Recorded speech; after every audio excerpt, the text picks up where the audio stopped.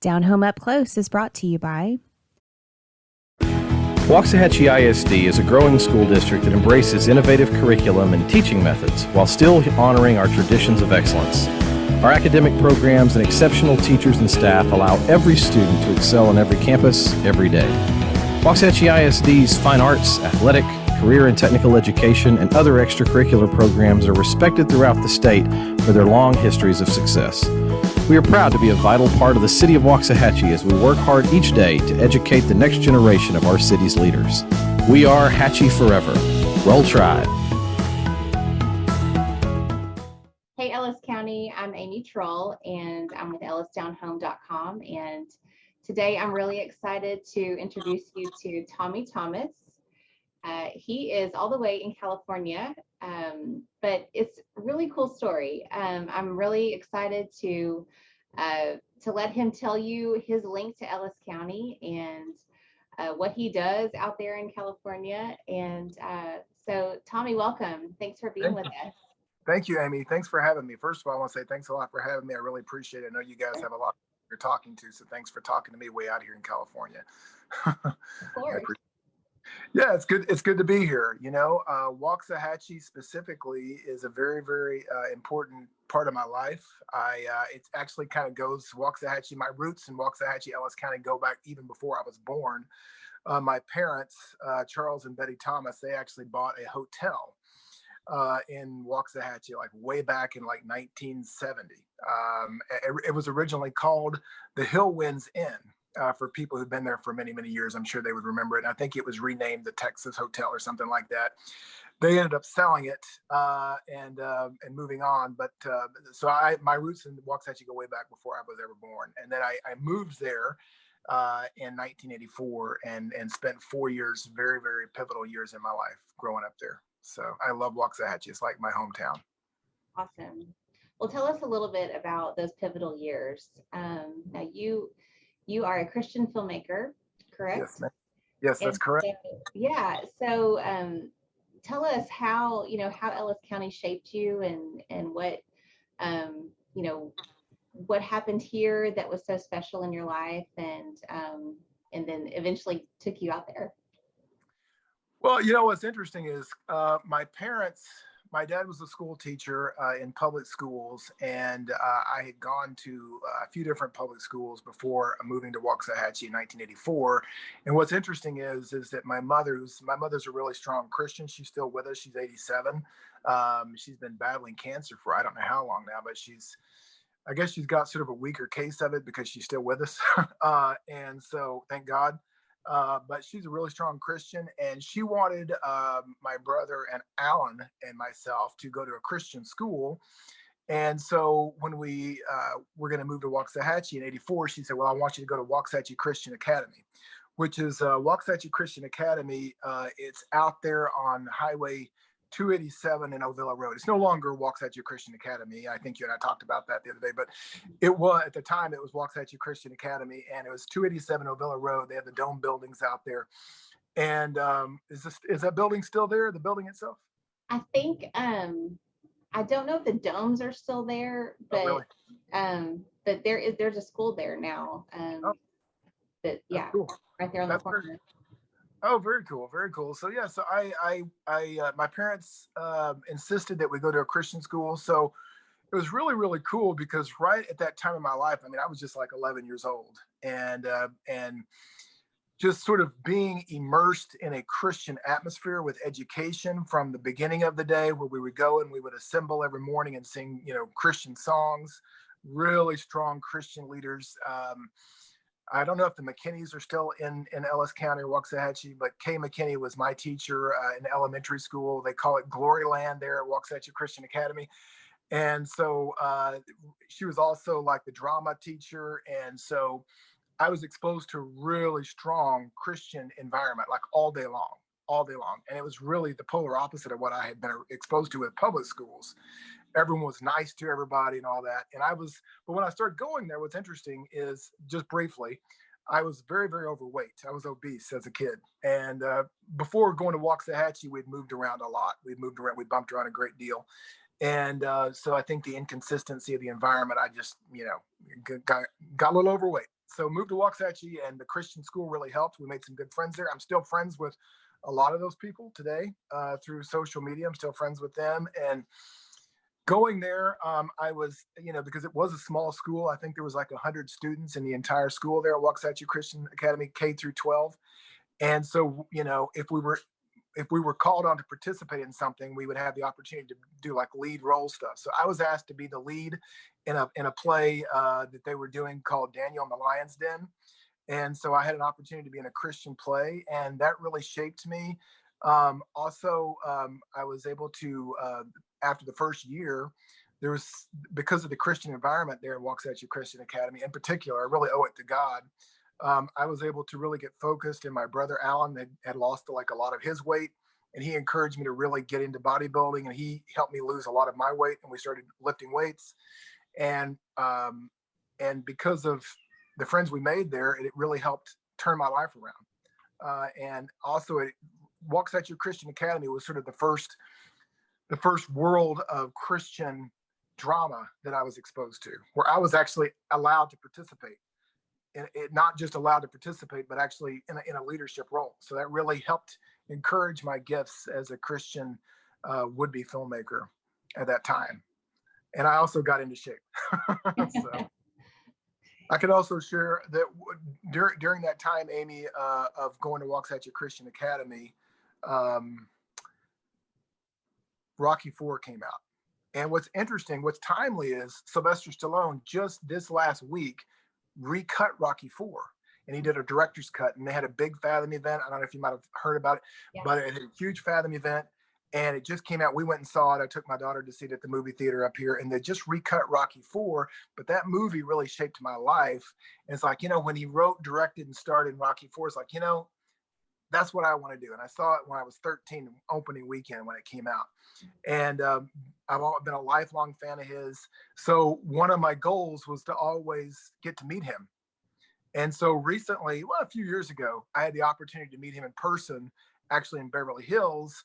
And I just went up to him. He was sitting at a table with a bunch of his buddies, and his brother, Frank Stallone, was there. And I'd met Frank several times at Gold's Gym in Venice.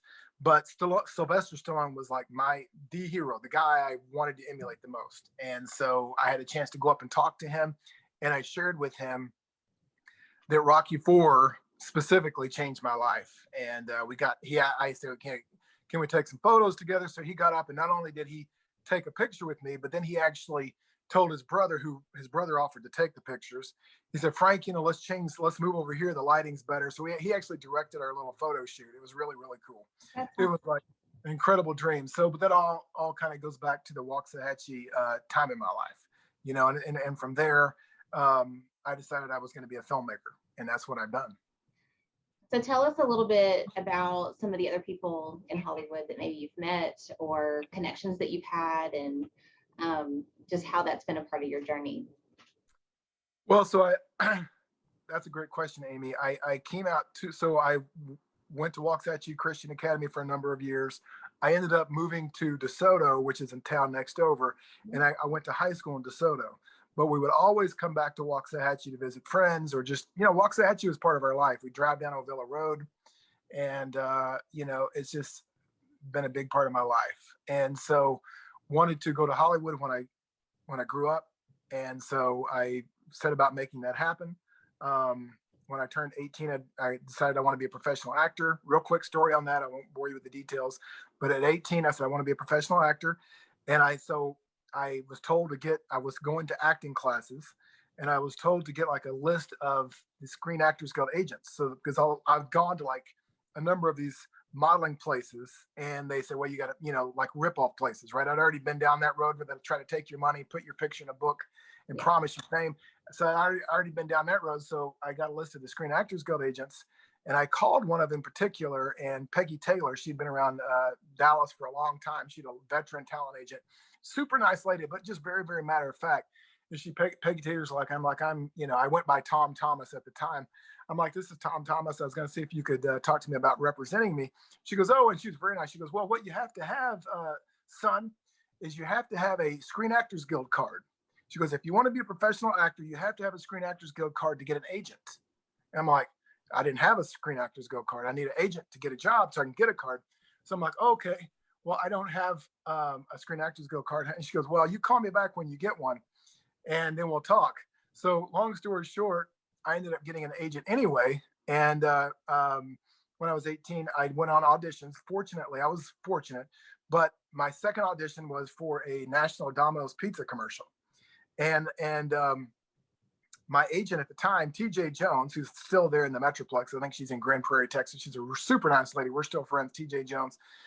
She said, now, she's really sweet, but very good manager. She goes, you need to go to the Domino's pizza shop and see if you can borrow a uniform to take it to the audition. So you look like a Domino's pizza guy. So I did that. And I showed up at the audition. I was the only one who was in the Domino's pizza. So I ended up getting the job. Long story short. So then I got my SAG card, but I was at that point, I was like, I'm going to stay with TJ Jones because she helped me get this job. So I stayed with her for a long time, and then went to SMU on an academic scholarship. And I'm trying to kind of share with you overall the arc to my life, Amy, is I've always been told since even when I was younger that it was too hard. I wasn't going to be able to do it, or I wasn't good enough, basically. And so I accomplished the acting work, started getting jobs. That's how I was making my money. And then I want to go to college. And so, because my father had gone to college, it was just one of those things that was expected. Now I realize I don't really have to go to college at all, but it was another thing to have accomplished. So I was going to go to SMU, and I had applied, and I was going to the community college in the area. And I heard about a scholarship that says you can transfer to SMU if you get 50 transferable hours and a 3.5 GPA, which I didn't have either one. But I was working as an actor, and I said, I'm going to go ahead and try to do this. And so I was working on that, and I went to SMU to meet with the officials there, and they looked at the grades. And I said, well, you don't have this. You don't have the grades. You don't have a 3.5. And this was the summer before I was going to go. And I was taking like 18 hours at Cedar Valley. And I'm like, she said, well, you don't have enough grades. You're not going to be able to come here this fall. Just want to let you know that. Appreciate your effort. So I went home, and I was very, very despondent by that. I actually cried that day. But I kept, and I'm not a big baby, but I was very emotional. So I kept my focus, and I ended up making the grades anyway. And that fall, I entered SMU on an academic scholarship because I stayed focused. And I believe I was very, very, certainly at that time, I was very close to God in my life. I believe that God helped me stay focused. I let everything else go, was 100% focused on school. And from like 5 a.m. to like midnight, I was studying or in classes, and got the grades. And the faith I had in God and the ability to keep moving forward helped me jump over the hoops that she said were there. There were really obstacles there. She wasn't lying. At that point when I met with her, I didn't have it, but I had the faith in God and the ability to see forward that helped me project that I would get there, and I did. And that was a God thing. That was a God thing. So anyway. Graduated from SMU in 95, decided to basically get married. I was engaged to my wife, who I'm still married to, Mindy Thomas. I'll talk about her in a little bit, but I got married to her in 1995, and she came out here to Hollywood with me. We live in the Los Angeles area, not in Hollywood, but we live I'd say about 25 minutes from Hollywood. So, close enough, but just far enough away. Stay away from all the stuff out there. Anyway, had a lot of opportunity to meet a lot of really good people out here. Sylvester Stallone, Arnold Schwarzenegger, Kirk Douglas.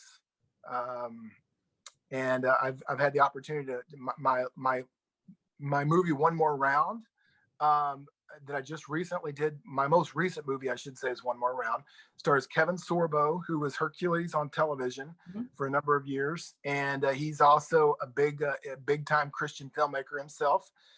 He was in the movie God's Not Dead, which made a lot of money. And he was a star of that. And so he was in our film, One More Round.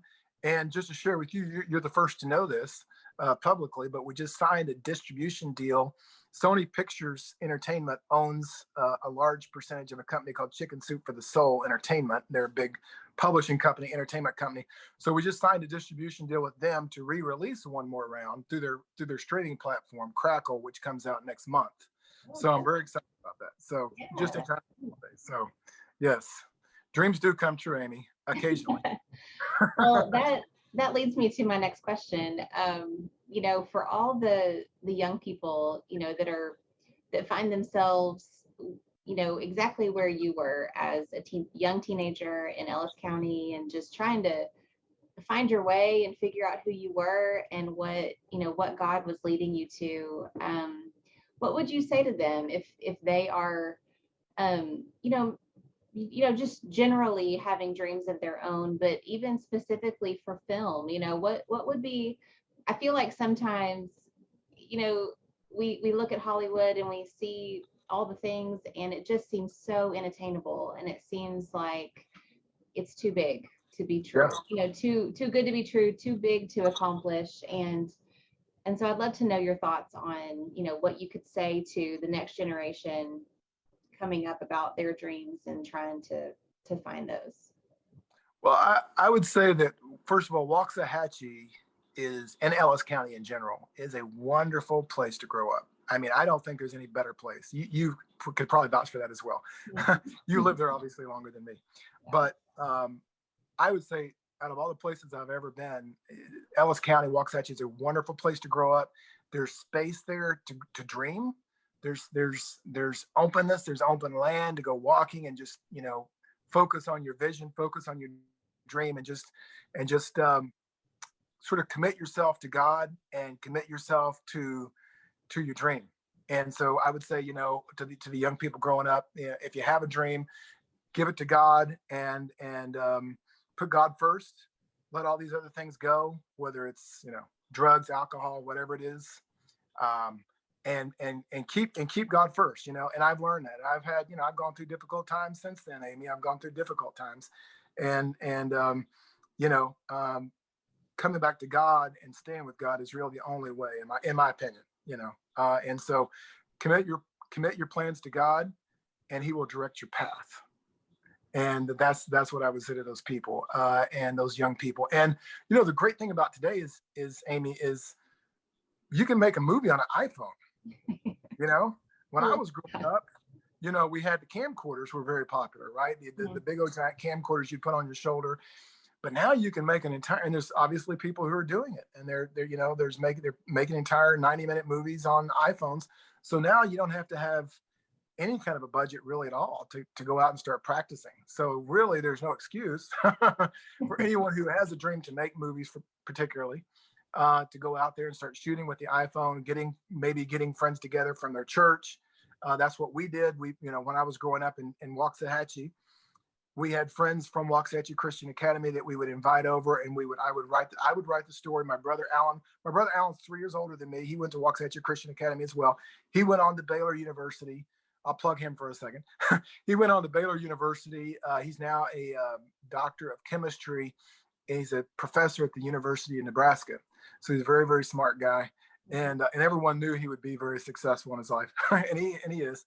But he helped me write the scripts, and then we would go shoot the movies. But it was a collaborative effort, and that we, made those lasting friendships in Waxahachie. And so I would say, have the vision, commit it to God, and then start asking friends to help incorporate your vision, and ask your friends to help you make the vision come true. And you can shoot your own movie with an iPhone, so you don't have to have a budget. It's a very practical way to do it. And then from there, Waxahachie is right there out of Dallas.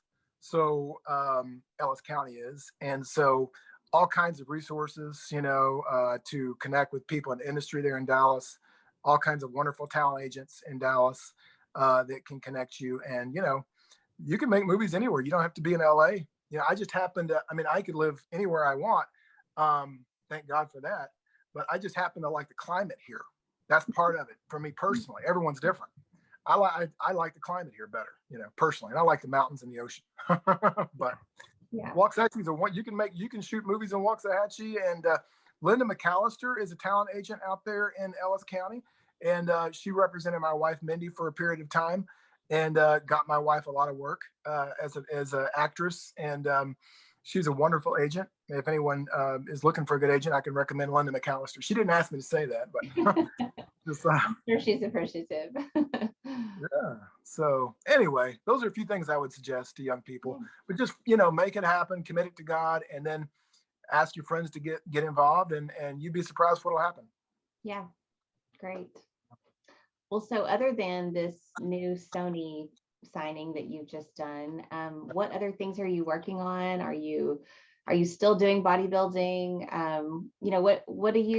What does your, your days and weeks look like as a Christian filmmaker?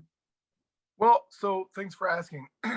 Right now, I've developed, since I did One More Round, I've developed a number of different scripts. And since I'm the one who goes out and raises the money, I raise the money, I put together the actors, I have to do everything, which is great. I'm okay with that. And I have partners that I've worked with for 20 years. One of my partners is there in Texas, Beaumont, Texas. And so it's not just all me, but I'm very particular about what I do. And I would rather not do a film unless I can do it right at this point, because I've made some really horrible films that were not, certainly not what what I would recommend people watching at this point. One More Round I can recommend to everybody. But so right now I'm developing a new film called Giant Killer. It's a faith-based professional wrestling film. And so it deals with a guy who's had problems with substance abuse, and basically he gets one more last shot at redemption when he turns to God. So I try to tell stories that are redeeming, that kind of take people through, a number of different roller coaster rides throughout the story. And so I'm really excited about it. I'm really excited about this new relationship with Sony and Chicken Soup for the Soul Entertainment and Crackle, because I think it's going to be really good for Giant Killer. But right now we've gotten the first draft of Giant Killer done. And we're hoping to have a really good second draft by the middle of next month. So I'm really excited. I've got a really talented screenwriter that I'm working with. So yeah, I'm excited. My hope is for Giant Killer to go in theaters. That's my, as opposed to just a streaming platform. Like I did a film called Con Games that was on Netflix, as well as it was released in Blockbuster Video. It was also released in Waxahachie there. And I think there's a Hastings store in Waxahachie, or there was. I don't know. Sadly, there used to be, yeah. There used to be? Yes, they Not closed. anymore? We're all very sad about it. Oh no, I did not know that. Okay. Wow. Yeah. Well, it was Con Games was in there, and yeah, I'm hoping that this next film will go into theaters, and so that's really my job now, is to really develop the script and make it to where people would want to come see it in theaters, but really try to please God with the story, so that hopefully God will bless it. He's already blessed me immensely with One More Round. I mean, really, and I think the blessings are still coming out, because we just tried to tell a story that shared the gospel. This is my way of being a preacher, making these movies. I'm not a pastor. I'm not near good enough to be a pastor personally. Too many flaws, you might say. But this is my way of sharing the gospel through making these movies. Very cool. Thanks. And the bodybuilding, is that still happening? Bodybuilding, yes. I'm still training. I don't know if let's see, it's still a little bit there. I don't know. So yes, I'm gonna. This next film has got to really. I'm gonna really train hard. I trained with Lou Ferrigno in the past, who was the Incredible Hulk on television, and so I don't know if I'm going to train with him again, but I have a good friend of mine, Mike Sable, who's a former Mr. Universe, and he's going to help me. So yes, I'm going to really get in top shape for this next film. And it all started right there in Waxahachie. Yeah. Well, I love how, just how God works, and how he uses certain times and places in our lives that end up, affecting the trajectory of everything for us. And we just really appreciate you sharing your story and how special Ellis County is to you. And we look forward to just enjoying your work, and to kind of getting to know you. And we'd love to have you back on, once you get your other movie done, and we can talk about that one too. So that sounds good. If I could share one more thing, Amy, that's super important to me, and that's that my wife, Mindy, she is very special, and if it wasn't for her, none of these dreams would have come true, and none of them. And so, I mean, she's been there supporting me. She was a news anchor for a long time. She's currently working on a master's in family therapy at Pepperdine, and her my in-laws still live in Waxahachie, So I was actually just back there in May. And so, but I just want to say that, if it wasn't for my wife, Mindy, none of these dreams would have come true. She was there with me every step of the way, every step of the way. It's incredible that you've both been able to share that dream together. So, Thank you. Yeah. Bless Well, you. Thank you. Yeah, well, thank you so much for joining us. And it's been a great time getting to know you better. And we look forward to talking again. Sounds good. I look forward to it. God bless you, Amy. Okay, you too. Bye-bye. Bye-bye.